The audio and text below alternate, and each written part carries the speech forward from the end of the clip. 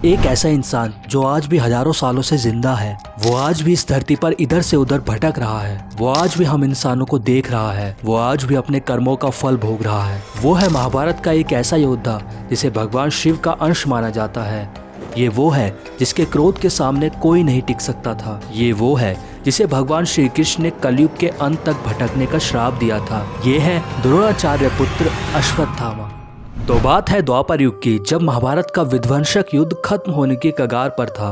कौरव हार चुके थे। 100 भाइयों में से बचा था सिर्फ दुर्योधन, जो कि अधमरा था। दुर्योधन ने अश्वत्थामा से अपनी आखिरी इच्छा जताई और अश्वत्थामा से पांडवों का सर काट के लाने को कहा। अश्वत्थामा भी अपने मित्र के लिए रात में पांडवों की हत्या करने निकल पड़ा। आधी रात को अश्वत्थामा पांडवों के शिविर में जाता है और पांचों के सर काट कर लाता है, लेकिन बाद में पता चलता है कि वो पांडव नहीं बल्कि उनके 5 पुत्र थे, जो कि पांडवों की जगह उनके शिविर में सो रहे थे। जब इस बात का पता पांडवों को लगता है तो वो अश्वत्थामा को पकड़ लेते हैं और श्री कृष्ण के कहने पर अश्वत्थामा के माथे पर लगी मणि निकाल लेते हैं। जिसके बाद अश्वत्थामा अर्जुन के पुत्र अभिमन्यु की पत्नी उत्तरा के गर्भ में पल रहे पांडवों के आखिरी अंश को मिटाने के लिए उस पर ब्रह्मास्त्र चला देता है। तब श्री कृष्ण उत्तरा के गर्भ में पल रहे बच्चे की रक्षा करते हैं और अश्वत्थामा को श्राप देते हैं कि वो कलयुग के अंत तक जीवित रहेगा और उसके माथे पर लगा घाव कभी नहीं भरेगा। दर्द से कराहते हुए वो यूं ही इधर से उधर भटकता रहेगा।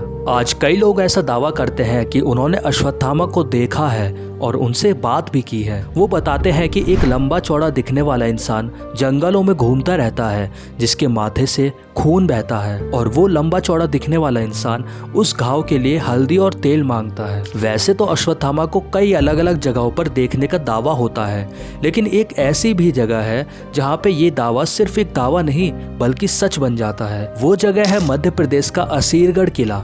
मध्य प्रदेश के बुरहानपुर में सतपुड़ा पर्वत की गोद और प्राकृतिक सौंदर्य के बीच स्थित है असीरगढ़ किला। इस क्षेत्र में ताप्ती और नर्मदा नदी का संगम भी है। यह प्राचीन समय में दक्षिण भारत जाने के द्वार के रूप में भी जाना जाता था। असीरगढ़ किले के अंदर भगवान शिव का एक मंदिर भी है और कहते हैं कि इसी मंदिर में पूजा करने रोज अश्वत्थामा आते हैं। शाम को जब किला बंद हो जाता है तो शिवलिंग को पूरी तरह साफ कर दिया जाता है, पर जब सुबह उस शिवलिंग को देखते हैं तो उस पर फूल और जल चढ़ा हुआ मिलता है। ऐसा लगता है मानो किसी ने वहाँ पहले से ही पूजा कर ली हो। इसलिए माना जाता है कि अश्वत्थामा ही भगवान शिव की पूजा करने वहाँ आते हैं। हालांकि इस बात की कोई पुष्टि नहीं है, पर वहाँ के आसपास के लोगों को पूरा यकीन है कि अश्वत्थामा आज भी वहाँ आते हैं। और कई जगह ये भी बताया गया है कि जब कलयुग के अंत में भगवान विष्णु के 10वें अवतार कल्कि इस पृथ्वी पर अवतरित होंगे तो उनकी सहायता 7 चिरंजीवी करेंगे, और उनमें से एक अश्वत्थामा भी होंगे, जो कि अपने पापों का प्रायश्चित करके भगवान कल्कि की उस महायुद्ध में सहायता करके धर्म की पुनः स्थापना करेंगे। तो आप लोग मुझे कमेंट में बताना कि आपको क्या लगता है, क्या सच में असीरगढ़ किले में अश्वत्थामा ही रोज आते हैं?